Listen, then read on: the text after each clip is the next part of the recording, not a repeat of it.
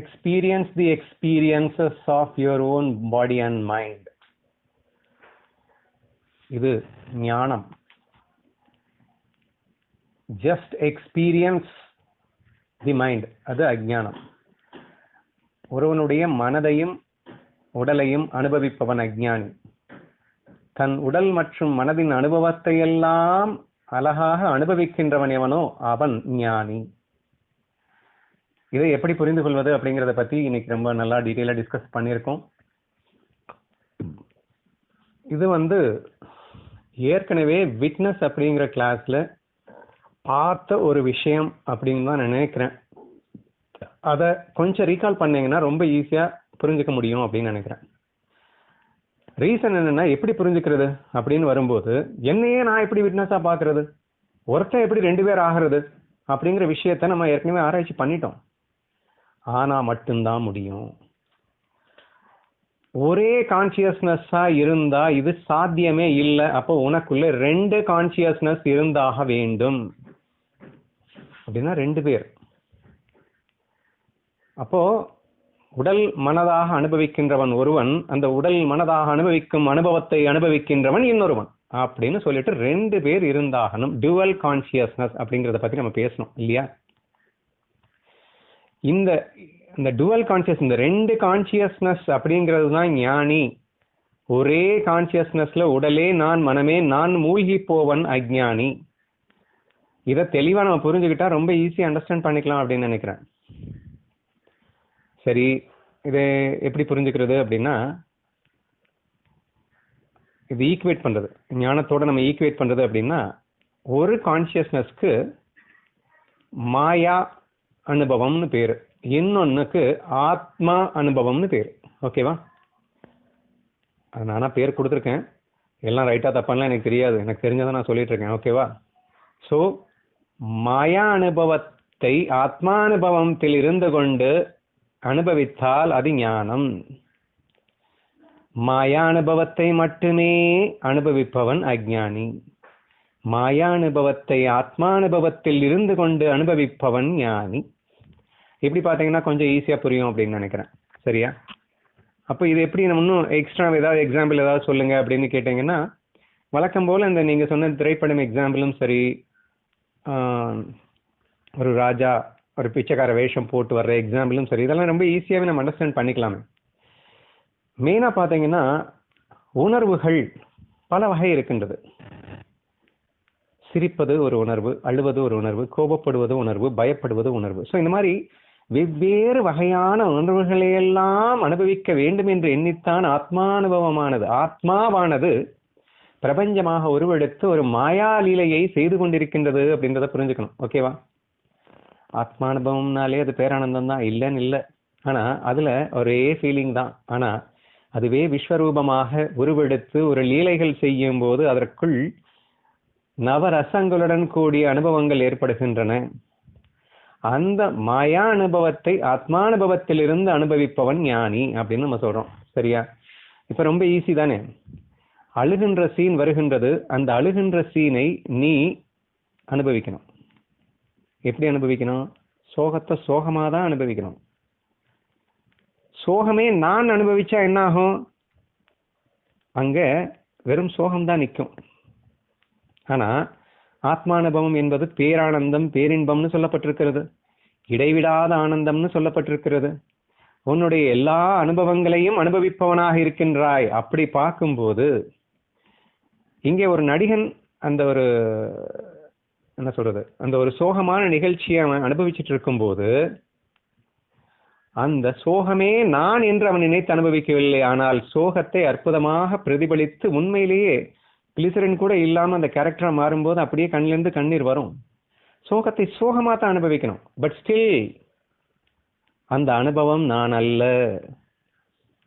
அந்த அனுபவத்தை எல்லாம் அனுபவிக்கின்றவன் நான்.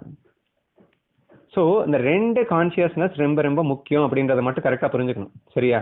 அப்போ ஒரு பூபதினா செமையா எக்ஸாம்பிள் சொன்னாங்க, நிறைய எக்ஸாம்பிள் சொன்னாங்க. ஒரு 10th படிக்கும் போது நான் அவமானப்பட்டேன், ஆனால் அந்த அவமானப்பட்டதை அப்போது நான் அனுபவிக்கவில்லை, ஆனால் இப்போது நான் என் நண்பர்களிடம் சொல்லி சொல்லி அனுபவிக்கின்றேன் அப்படின்னு சொல்லிட்டு.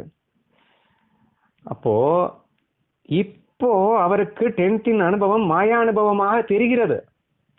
ஆனா 10th அடி வாங்கும் போது அந்த அனுபவம் மாயா அனுபவமாக தெரியல, அந்த அனுபவமே நான் தெரிஞ்சது. அதனால அந்த அனுபவத்தை அனுபவிக்கும் நிலைக்கு அவர் செல்ல முடியவில்லை. ஆனால் இப்போது அதை மாயா அனுபவம் என்பதை முழுவதுமாக நம்புகின்றார். ஆதலால் இப்போ அந்த மாயா அனுபவத்தை இந்த ஆத்மானுபவத்திலிருந்து அவரால் அனுபவிக்க முடிகிறது.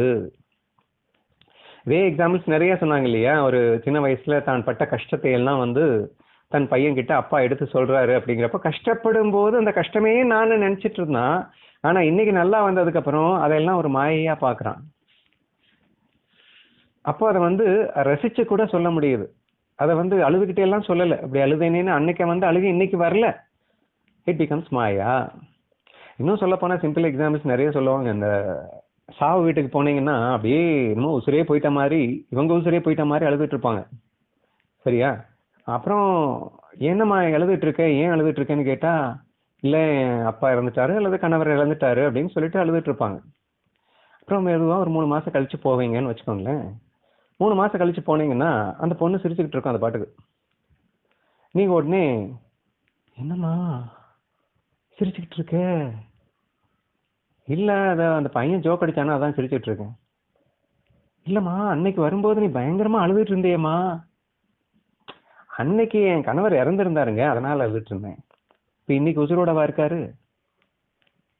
இன்னைக்கு அவர் உயிரோடு இல்லை எனும் போதும் அந்த அழுகை வரவில்லை. காரணம் இப்போது அது மாயான்னு புரியுது. அந்த அனுபவம் நான் அல்லன்னு இப்ப புரியுது. ஆனா அப்ப புரியலையே. அப்ப எனக்கே உசுறு போன மாதிரி ஒரு அனுபவத்தை, அந்த அனுபவத்தை நான் ஆத்மானுபவத்தில் இருந்து அனுபவிக்கவில்லை. அதை அப்படியே மாயையே நான் என்ற ஒரு ஃபீலிங்ல அனுபவிச்சுட்டு இருந்தேன். லேட்டர் ஆன் எல்லா விஷயமே, நம்ம அனுபவிக்கிற எல்லா விஷயமே லேட்டர் ஆன் நமக்கு அது மாயையா தெரியுது. அப்பவே தெரிஞ்சா அது ஞானம், ஞானி. லேட்டரான் தெரிகிறது அஞ்ஞானமா வருகிறது. இன்னும் சிலருக்கு லேட்டரான் கூட தெரியாம இருக்கு. அந்த வஞ்சத்தை அப்படியே மறக்காம வச்சுட்டு இருப்பாங்க. அந்த பழைய நிகழ்ச்சி நினைச்சா இப்பயும் வயிறு எரியுதுன்னு சொல்லுவாங்க. So still they have not recovered அப்படின்னு அர்த்தம். இன்னும் அவங்க ஆத்மானுபவத்துக்கு வரல அப்படின்னு அர்த்தம்.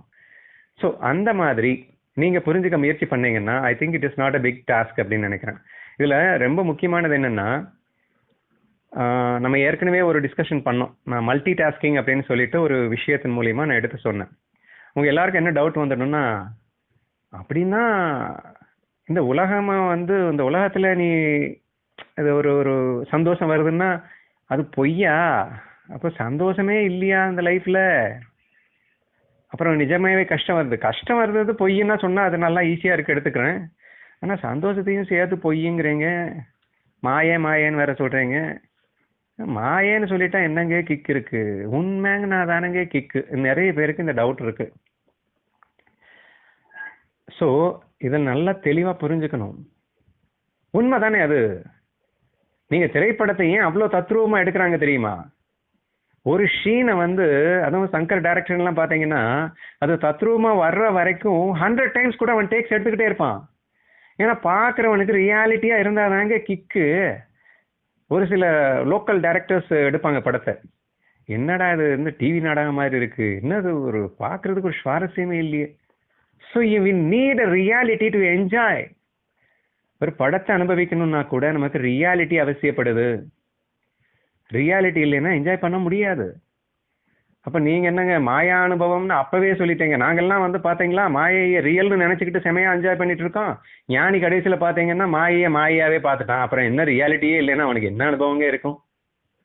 We may have a doubt like that இல்லையா? ஸோ அதையும் நம்ம தெளிவா புரிஞ்சுக்கலாம், ஒன்றும் கஷ்டம் இல்லை. அதுக்காக தான் நான் மல்டி டாஸ்கிங் கொண்டு வந்தேன். நான் ஞானி சோகத்தை அனுபவிக்கலையா பின்ன அப்படின்னா, ஞானி தான் ரொம்ப அற்புதமா, அதாவது மாயையில ஒட்டிக்கிட்டு நீ அனுபவிச்சிய சோகத்தை அதை விட சூப்பர்பா அந்த சோகத்தை அனுபவிச்சது யாருன்னா அது ஞானி மட்டும்தான். அப்படிதான் சொல்ல வேண்டியது இருக்கு. எப்படி புரிஞ்சுக்கிறது? மல்டி டாஸ்கிங் போனாதான் புரிஞ்சுக்க முடியும். நான் என்ன சொல்ல வரேன் அப்படின்னா, 100 நீ மாயையில இருக்கணும், அப்பதான் நமக்கு ஃபீல் வரும். சிவாஜி கணேசன் கேரக்டரா மாறணும், அப்பதான் ஃபீல் வரும், அப்பதான் கிக்கு வரும். கேரக்டரா மாறிட்டேன் அப்படிங்கிறது எந்த அளவுக்கு 100 உண்மையோ அதே அளவுக்கு 100 நீ ஆத்மா அப்படிங்கிறதும் உனக்குள்ள இருக்கணும். Both should go hand in ஹேண்ட்னு சொல்ல வரேன். நம்ம ஞானதேவருடைய ஸ்பெஷாலிட்டி அதுதான். ஆதிசங்கரர் இன்னும் பல வேதங்கள்ல வந்து மாயையை வந்து டம்மின்னு சொல்லிடும். மாயையை வந்து ஏத்துக்காது. நீ வந்து மாயை அல்ல, நீ ஆத்மா, நீ ஆத்மா, நீ ஆத்மானுபவத்தை மட்டும்தான் அனுபவிக்கணும். இன்ஃபேக்ட் நீ மாயையை அனுபவிக்கவே கூடாது. இதெல்லாம் பொய்யுன்னே சொல்லிட்டு இருக்கோம். ஆனா ஞானதேவர் திட்டவட்டமா தெளிவா பல இடங்கள்ல சொல்றாரு, ஆத்மாவை விட்டு எங்கடா மாயா தனியா இருக்க முடியும்? ஆத்மா தானடா மாயாவே இருக்கு. மாயாவை ஆத்மாவை விட்டு பிரிக்கவே முடியாது. ஆணித்தரமாக பல இடங்களை நிரூபிக்கிறார். அப்போ அந்த ஆத்மாவே மாயையா வந்திருக்கு அப்படின்னா, அப்ப அந்த மாயா அப்படிங்கறத ரியாலிட்டியா அனுபவிக்கணும். அப்ப எப்படி அனுபவிக்கிறது அப்படின்னா, அதை நான் சொன்னேன் இல்லையா, ஒரு மைக்ரோ செகண்ட் நீ மனப்பூர்வமாக தத்ரூபமாக நீ அந்த மாயா கேரக்டருக்குள்ள போயிடணும். அப்ப மாயையை முழுசா அனுபவிச்சுட்டு இருக்கேன் அப்படின்றதுக்காக நீ ஆத்மாங்கிறத நீ மிஸ் பண்ணிட்டேன் அப்படின்னு சொல்லக்கூடாது. இன்னொரு மைக்ரோ செகண்ட் நீ ஆத்மாங்கிற ஃபீலிங்லயும் இருக்கணும். ஸோ எவ்ரி மைக்ரோ செகண்ட் நீ ஆத்மானுபவத்திலையும் இருக்கணும், எவ்ரி மைக்ரோ செகண்ட் நீ மாயானுபவத்திலையும் இருக்கணும். இந்த ரெண்டு கோஸ் ஹேண்ட் இன் ஹேண்ட் போகும்போது எக்ஸ்பீரியன்ஸ் தி எக்ஸ்பீரியன்சஸ் அப்படின்னு ஈஸியா புரியும் உங்களுக்கு. பிகாஸ் டுவல் கான்சியஸ்னஸ், ரெண்டு கான்சியஸ்னஸ் இருக்கு, மாயானுபவமும் இருக்கு, ஆத்மானுபவமும் இருக்கு. அப்ப மாயானுபவம் என்பது எல்லா உணர்வுகளையும் அனுபவிக்கிறதுக்காக நான் கொண்டு வந்தது. பயத்தை அனுபவிக்க வேணாமா? எப்ப அனுபவிக்க முடியும் பயத்தை? ஆத்மானுபவத்துல இருந்தா தானுங்க பய அனுபவத்தை அற்புதமா அனுபவிக்க முடியும். பயத்தை பயமாவே அனுபவிக்கிறது அனுபவமா? அது சோகத்தை சோகமாவே அனுபவிக்கிறது ஒரு அனுபவமா? அது சுகத்தை சுகமாவே அனுபவிக்கிறது அல்ல. சுகத்தை ஆத்மானுபவத்திலிருந்து அனுபவிக்க வேண்டும், பயத்தை ஆத்மானுபவத்திலிருந்து அனுபவிக்க வேண்டும். அதுதான் பேரானந்தம் என்று அழைக்கப்படுகின்றது. ஞானதேவர் சொல்றாரு, சுகம் துக்கம் இது எல்லாமே வந்து எல்லாத்தையுமே துக்கம்னு மூட்டை கட்டிடு அப்படிங்கிறாரு. இது அனுபவமே இல்லைன்றாரு அவரு. ஸோ ஒரு ரியல் அனுபவம், ஒரு பேரானந்தம், ஆத்மானுபவம் என்பது இந்த மாயா அனுபவத்தை நீ அங்கிருந்து அனுபவிக்கும் போது கிடைப்பதுதான். இதுதான் வந்து மெயினா நம்ம புரிஞ்சுக்க வேண்டிய ஒரு விஷயம். சரி, ஓகே சொல்லிட்டேங்க தியரிட்டிக்கலா, ஆமா நான் வந்து இருக்கேன், இது வந்து மாயா அப்படின்றத 100 நீங்க தெளிவா தானே இருக்கீங்க. இந்த விஷயத்துலலாம் ஒன்றும் நமக்கு ப்ராக்டிஸ்லாம் தேவையில்லை. ஸ்ரீகாந்த், ஐ ஆம் ஸ்ரீகாந்த் அப்படிங்கிற அந்த மாயாவை வந்து 100 பிலீவ் பண்றோம். The same 100 you should also believe that I am a Krishna, நான் கிருஷ்ணா என்பதையும் சேர்ந்து புரிஞ்சுக்கணும். சரியா? எந்த அளவிற்கு நான் ஸ்ரீகாந்த் என்பதிலே தெளிவாக இருக்கின்றேனோ அதே அளவிற்கு நான் கிருஷ்ணா என்பதிலும் சேர்ந்து தெளிவாக இருந்தேன் என்றால் experience the experiences of Srikanth is possible. The Krishna is experiencing the experiences of Srikanth. Again, Krishna and Srikanth are not two different things, they are one and the same. கண்ணனே தான் இங்கே ஸ்ரீகாந்தாக இருக்கின்றான். அப்ப இந்த ரெண்டு கான்சியஸ்னஸையும் ஒன்னா போகும்போது அது ஞான அனுபவம் என்று அழைக்கின்றோம். ஆனா ஆத்மானுபவத்தை நீங்க மிஸ் பண்ணிட்டு மாயையே நான் என்று நம்பிக்கொண்டு வருகின்ற அந்த உணர்வுகளை பயத்தை பயமாவே, சோகத்தை சோகமாவே, சுகத்தை சுகமாவே அனுபவிக்கின்ற இந்த பொய்யான அனுபவங்களே கிடையாது. இதை விட்டு வாருங்கள் என்று சொல்லுவதுதான் இந்த பகவத்கீதை என்று நீங்கள் புரிந்து கொண்டாலே போதும். சரியா? I don't think that's new topic. தலைப்பு தான் வேறையே தவிர ஏற்கனவே விட்னஸ்ன பேசின அதே விஷயத்தை தான் நீங்க மீண்டும் மீண்டும் வலியுறுத்தி பேசிக் கொண்டிருக்கின்றோம். இதுல இருந்து நம்ம ஒரு விஷயம் புரிஞ்சுக்கலாம், ஆத்மானுபவம் என்பது எப்படி இருக்கும். கொஞ்சம் கற்பனை பண்ணி பார்த்து செமையா என்ஜாய் பண்ண ட்ரை பண்ணணும். இந்த உடல்ல இப்போ நான் அந்த எக்ஸாம்பிளுக்கு அந்த கொஸ்டினுக்கு ஆன்சர் சொன்னேன், அதுதான் இன்னும் கொஞ்சம் பெட்டரா இருக்கும். நம்ம ஒரு கொஸ்டினை கேட்டோம், ஒரு பெண் ஒரு விலை மாதுவாக சித்தரிக்கப்பட்டு, அதாவது ஒரு பத்தினி, ஒரு நல்ல பெண்ணை விலை மாதுவாக சித்தரிக்கப்பட்டு அவள் பெரும் அவமானப்படுத்தப்படுகின்ற ஒரு சூழ்நிலை வரும்போது அவள் ஞானியாக இருக்கும் பட்சத்திலே அவள் அதை எப்படி அனுபவிப்பாள் அப்படின்னு கேட்டோம். சரியா? அந்த அனுபவத்தை அழகா, இட்ஸ் ஜஸ்ட் an எக்ஸ்பீரியன்ஸ், அவ்வளவுதான். சரியா? அவமானம் என்பது ஒரு எக்ஸ்பீரியன்ஸ், புகழ் என்பது எப்படி ஒரு எக்ஸ்பீரியன்ஸோ அதே மாதிரி இகழ் என்பது இன்னொரு எக்ஸ்பீரியன்ஸ், காரம் என்பது ஒரு சுவை, இனிப்பு என்பது இன்னொரு சுவை. சுவைதான், அதுவும் சுவைதான், இதுவும் சுவைதான். அது ஒரு சுவை, இது வேற ஒரு சுவை, அவ்வளவுதான். மேபி ஆப்போசிட்டா இருக்கலாம், பட் ஸ்டில் அதுவும் சுவைதான், இதுவும் சுவைதான். சரியா? அப்படி ஒரு ஞானியானவன் அந்த ஒரு புகழ் அப்படிங்கிற ஒரு விஷயம் வரும்போது அதை எப்படி அனுபவிக்கின்றானோ அப்படியே இகழ் என்ற அந்த விஷயம் வரும்போதும் கூட அந்த இகலை அவன் அனுபவிக்க தலைப்படுகின்றான். He is just seeing everything as an experience and not anything as great experience or low experience, அதாவது எக்ஸ்பீரியன்ஸ்ல உயர்வு தாழ்வு அப்படிங்கிறதே தெரியாது. ஏன்னா ஆத்மானுபவத்திலேருந்து பார்க்கும்போது எல்லாமே எக்ஸ்பீரியன்ஸ் மட்டும்தான். இது செம குட் எக்ஸ்பீரியன்ஸ், இது பேட் எக்ஸ்பீரியன்ஸ், அது மாயா அனுபவத்தில். ஆனால் ஆத்மானுபவத்தில் எல்லாமே இட்ஸ் அன் எக்ஸ்பீரியன்ஸ் ஃபார் ஆத்மா.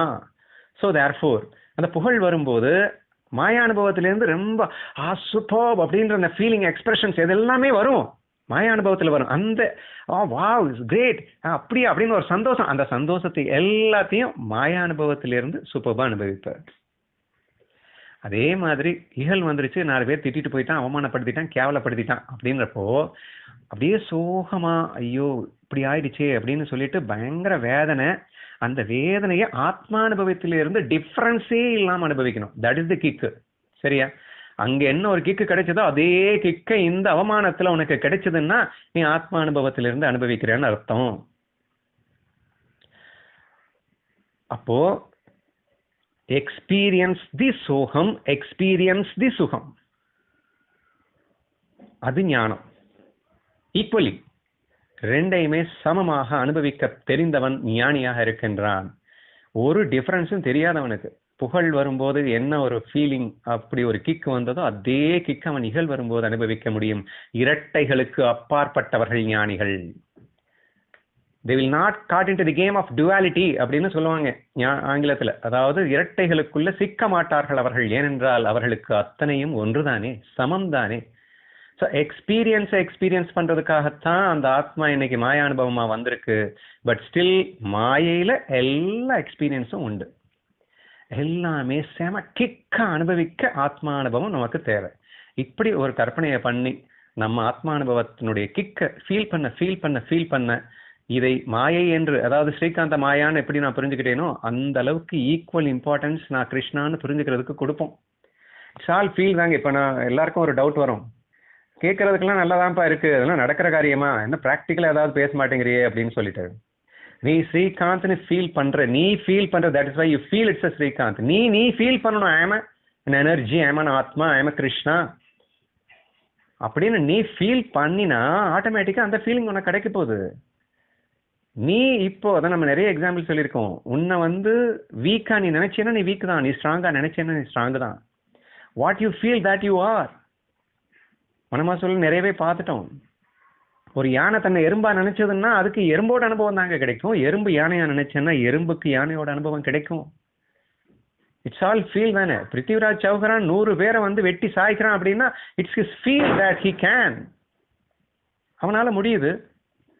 ஸோ நான் எனர்ஜி அப்படின்னு ஃபீல் பண்ணுறது நமக்கு என்ன கஷ்டம்? ட்ரூத் சயின்டிஃபிக்காகவும் ப்ரூவ் பண்ணியாச்சு, சைக்காலஜிக்கலாகவும் ப்ரூவ் பண்ணியாச்சு. So we can try to feel. இன்னையிலிருந்து இந்த ஸ்ரீகாந்தை நீங்கள் எப்படி உணர்கிறீர்களோ அதே அளவுக்கு உங்கள் கிருஷ்ணனையும் சேர்ந்து உணர்த்த முயற்சியுங்கள்.